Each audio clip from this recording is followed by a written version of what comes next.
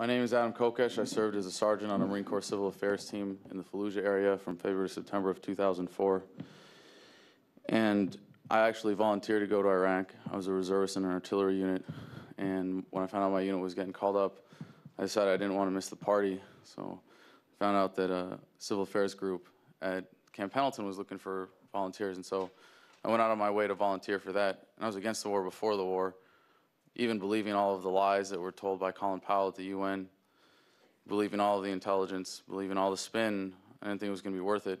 But I thought that afterwards what we were doing was cleaning up our mess and really responsible foreign policy and genuinely trying to do good by the Iraqi people, and that was something I wanted to be a part of and something that I enthusiastically risked my life for. This is the rules of engagement card that I was issued for our deployment to Iraq, and this is held up as the gold standard of conduct in the occupation right now, and they couldn't even cut it square. But I'll just read a part of it. It says, "Nothing on this card prevents you from using deadly force to defend yourself. Enemy military and paramilitary forces may be attacked subject to the following instructions. Positive identification is required prior to engagement. Positive identification is reasonable certainty," and that's in quotes on the card, "that your target is a legitimate military target." And of course, we were supposed to keep this in our breast pocket here. But when Marines are put in a situation where they receive fire and all they see is a muzzle flash coming from a building, and they don't have positive identification, but they know that if they return fire through that window or towards that building, that they're more likely to live through whatever's going on. It's a really difficult situation, and I think it's criminal to put such patriotic Americans who have sworn an oath to support and defend the Constitution of the United States of America in a situation where their morals are at odds with their survival instincts. So my civil affairs team was attached to Gulf Company, 2nd Battalion, 1st Marine Regiment for part of the time we were there. And we were at Rock Ammo Supply Point between the city of Fallujah and Camp Detention. And we were there as a civil affairs team supporting this infantry company. And we got an order to pack for 3 days and have our vehicle in a convoy ready to go at midnight. We weren't told where we were going. This was in April of 2004, right after the 4 Blackwater security agents were killed and had their bodies burned and strung up over the northern bridge over the Euphrates on the western side of Fallujah. And they said pack for 3 days. And we were going to put up the blocking position on the peninsula on the western part of the city. And if they had just told us that before we got our convoy brief, we would have known to pack for more than 3 days. But during the siege of Fallujah, we changed rules of engagement more often than we changed our underwear. At first it was, you follow the rules of engagement, you do what you're supposed to do, and then there were times when it was you can shoot any suspicious observer, so someone with binoculars and a cell phone was fair game. And that really opened things up to a lot of subjectivity. But also firing at muzzle flashes into the city, firing Mark 19s into the city became common practice. And at one point, we imposed a curfew on the city of Fallujah, and at that point, we were told we were allowed to shoot anything after dark. And fortunately, I was never put in that situation to make that decision, but there were a lot of Marines, on the positions around me who were forced to make those choices. And in one incident, in the first couple of days we were there was a checkpoint shooting to the west of our perimeter. The first picture, please. This is a vehicle that was approaching a SNAP VCP, or an impromptu vehicle checkpoint. We were told at a higher rate of speed that gave the Marines manning that checkpoint enough cause to be suspicious. And they unloaded into that vehicle with a .50 caliber machine gun.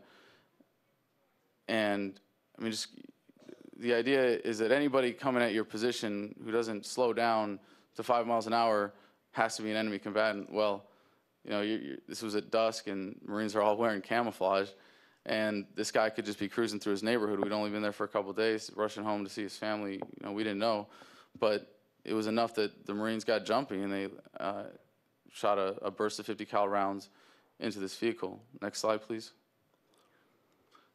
And so the bullets started at the bumper and went up through the engine compartment, and then one round at least hit this Iraqi in the chest so hard that it broke his chair backwards. and we saw the vehicle burning in the distance. And of course, a vehicle that's caught on fire is going to make some noise, but everybody tried to justify and said, oh, they heard rounds cooking off, as in from the fire. AK-47 rounds were bursting in the trunk or somewhere in the car. And they dragged the car into the area where we were sleeping the next day. And we didn't even question that, but it was clear that there were no rounds or holes from rounds that were cooking off in the side of this car. And next slide, please. This is me posing on the hood of that car. And as was alluded to earlier, it felt funny because, not because what we were doing was morally wrong, but because I wasn't the one that killed this guy. And there was a group of us Marines that all took turns taking pictures and posing like this. And at the first Winter Soldier in 1971, one of the testifiers showed a similar picture and said, "Don't ever let your government do this to you."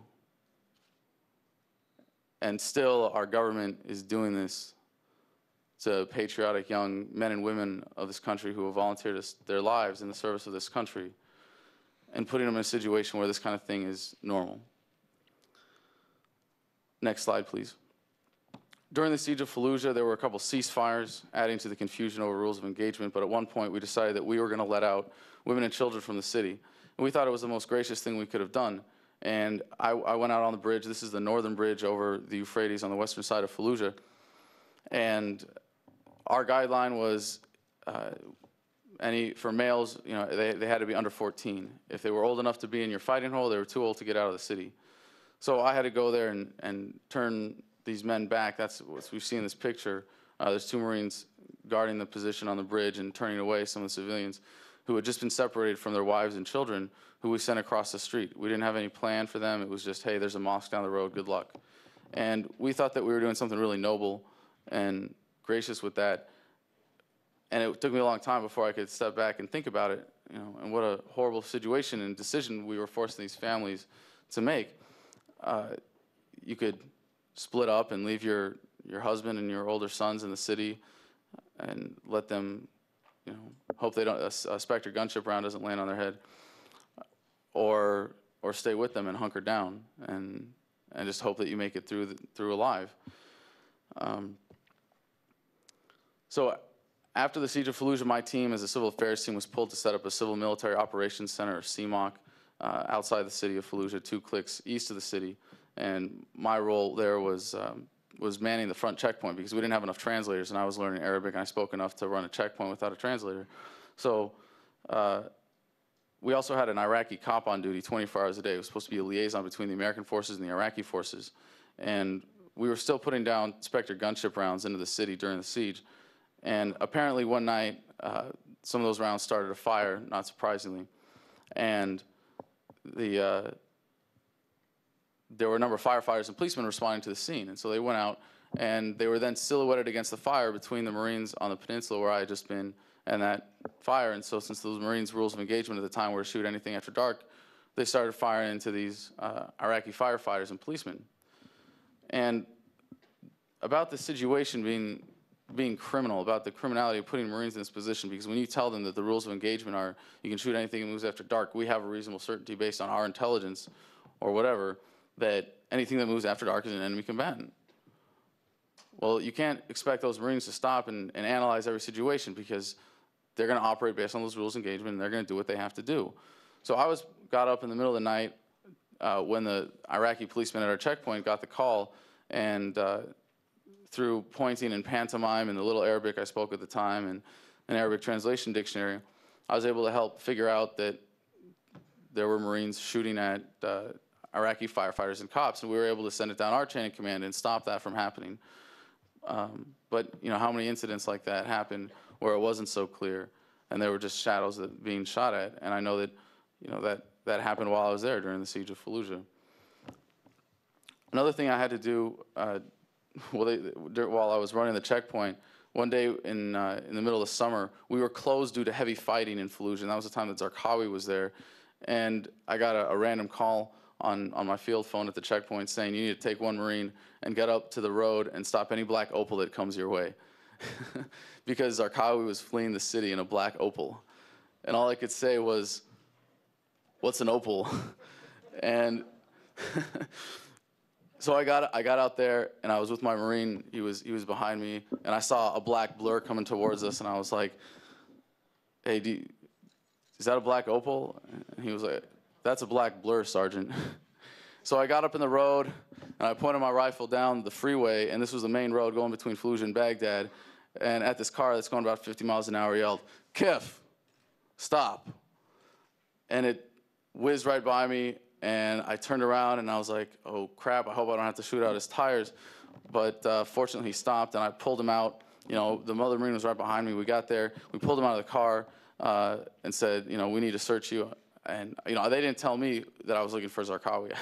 So I just was like, "All right, get out of the car." And he had his wife and his kids in the back seat. And, you know, I frisked him and called up and said, you know, "Got one PAX detained, please advise, over." And my staff sergeant came out, and he ran out there, trotted up, you know, after coming out of the air-conditioned building in the back. And he pulls out the "All Zarqawi Wanted" poster and looks at him and looks at the poster and goes, "Ah, it's not him, let him go."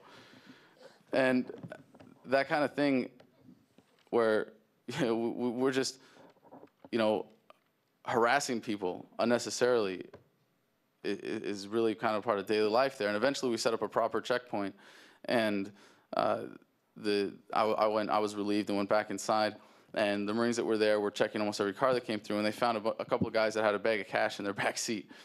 And they detained him on suspicion, and we're like, "All right, well, we're going to detain him and interrogate him." And so they were zip cuffed and hooded, and I was told to go out and get him and pick him up, and so I picked him up in my Humvee, got the bag of cash, brought him back to the office where it was air conditioned, and sat him down, and was just keeping an eye on him. And then the interrogators got there, and they were like, "Why the heck are you guys being so nice to these people?" And they started roughing them up and throwing their heads against the wall, and, you know, preparing them for interrogation. And they dragged him out of the office, and apparently they got actually reprimanded on the outside of the office by one of our officers for engaging in that unnecessary behavior.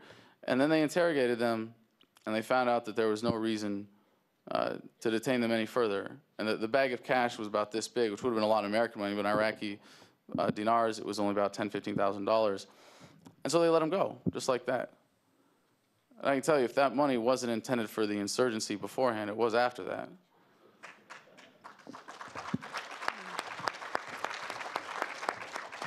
And there's a lot of people that get detained who are innocent. There are a lot of people that get detained who are guilty, but they go through usually similar treatment. And even at Abu Ghraib, they'll do 6 months and get out, because we obviously don't have the capacity to process them under any kind of due process. And we're really pissing a lot of people off that way. And if the game for the insurgents is you can shoot at Americans, and if you get caught, if you're not killed, you do 6 months and you get out. You know, and then, you know, not that being at Abu Ghraib is a picnic by any means, but it's kind of understood. So when I got activated 2 weeks before we deployed, and I found out that what we were going to be doing in civil affairs was exactly what the president was saying we were going to be doing on TV, in terms of working on schools and mosques and clinics and water projects and really rebuilding Iraq. And I was really excited about that. I thought we were going to be the tip of the spear, and we were going to be leading the charge to rebuild Iraq. And we were 6-man teams attached to these larger infantry units, regiments or battalions usually. And you couldn't go anywhere in the Fallujah area without 6 Humvees with machine guns, let alone mere 6 Marines.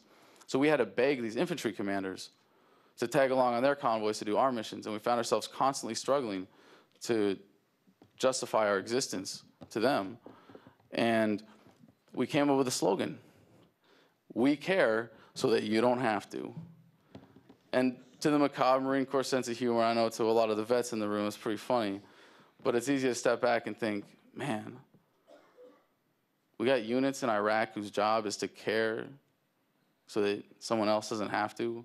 Because that someone else isn't just those grunts that we were attached to, but it was everybody all the way up. We care so that Paul Bremer doesn't have to, so that the chiefs of staff don't have to, so that Congress doesn't have to, so that Cheney doesn't have to, as if he ever pretended to, so that and so that the president himself can gush on and on about how much he cares about the Iraqi people while continuing a policy that is decimating their country.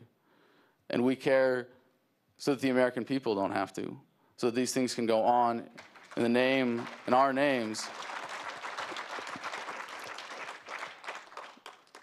and can just go back to the mall and go about their daily lives and pretend like nothing's wrong. That's one of the things that disturbs me the most about the state of affairs right now. But as was made clear to me,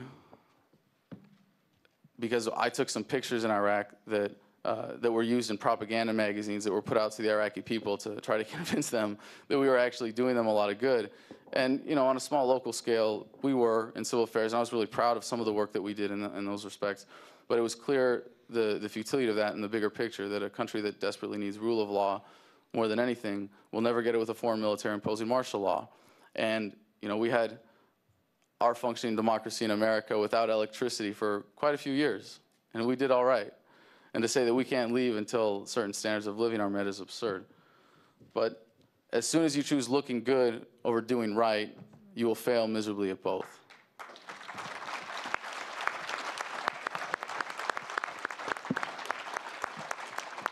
So we took our mission pretty seriously in civil affairs in terms of winning the hearts and minds, but by and large, that was a phrase that was more played off of than anything. And we used to say, 2 in the heart and 1 in the mind. And this was my notebook that I carried even in civil affairs, taking my mission very seriously. Last slide, please.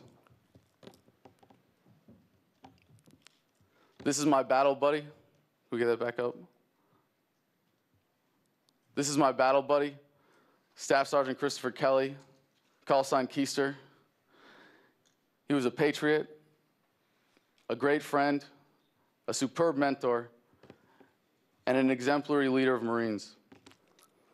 He had the sense of humor to get me through all the most troubling times in our deployment, and he always had the courage to tell his Marines the truth.